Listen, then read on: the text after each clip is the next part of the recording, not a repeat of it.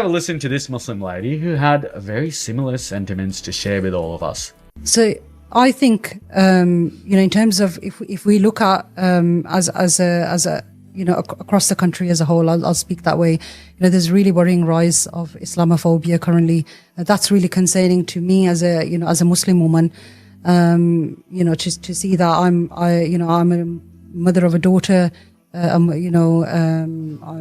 have boys that I'm bringing up. And I know many parents talk to me about this, about the rise of racism and the divisive rhetoric. And it is becoming the norm now, unfortunately. Yeah, unfortunately, in the mainstream, you're seeing that this is becoming normalized.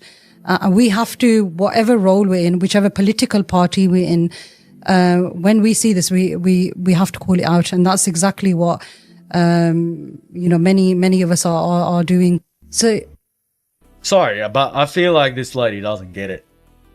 The people in the United Kingdom or Australia or Germany or the United States, they do not have to, by default, accept child marriage in their country. They do not have to, by default, accept Sharia courts in their country. They do not, by default, have to accept the call to prayer being blasted out of mosques 5 times a day. They do not have to accept their churches being bought out and Muslims standing in front of them and gloating about how they have bought these churches, and if they can't do that, they go ahead and burn a bunch of churches so that it's easier for them to bar them as well.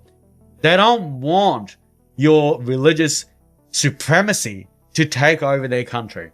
They want to preserve their traditions. They want to preserve their progressive, liberal democracies.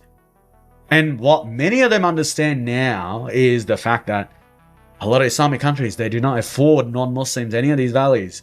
And a lot of Islamic countries, they do not afford you the freedom of expression. They do not afford you the freedom of religion. Many of them execute apostates like me today. 11 of them, actually.